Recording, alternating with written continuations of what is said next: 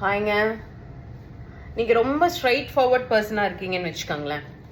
இதுதான் கரெக்ட், இது தப்பு, இப்படி பண்ணிடக்கூடாது அப்படிலாம் நீங்கள் பேசுகிற ஒரு பர்சனாக இருந்தீங்கன்னு வச்சுக்கோங்களேன், மோஸ்ட்லி உங்களை யாருக்குமே பிடிக்காது. அதுவும் லேடிஸ்க்கு வந்து உங்களை சுத்தமாக பிடிக்காது, கண்டிப்பாக பிடிக்காது. ஆனால் கடவுளுக்கு வந்து உங்களை ரொம்ப பிடிக்கும்.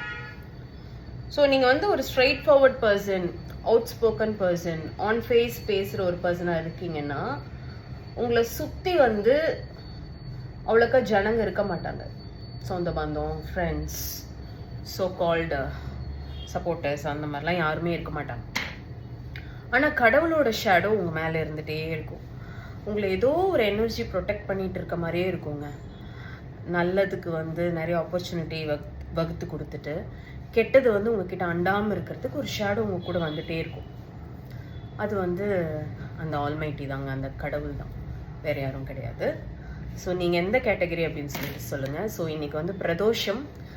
ஸோ உங்களுக்கு வந்து சிவன் பக்தி அதிகம், கடவுள் நம்பிக்கை, இந்த பிரதோஷ பூஜைகளெல்லாம் நம்பிக்கை இருக்குது அப்படின்னா இன்றைக்கி ஈவினிங் ஒரு 4 to 4:30 உங்கள் ஏரியாவில் பக்கத்தில் இருக்க சிவன் கோயிலில் அபிஷேகம் ஆராதனை எல்லாம் நடக்கும். கலந்துக்கோங்க. தேங்க்யூ.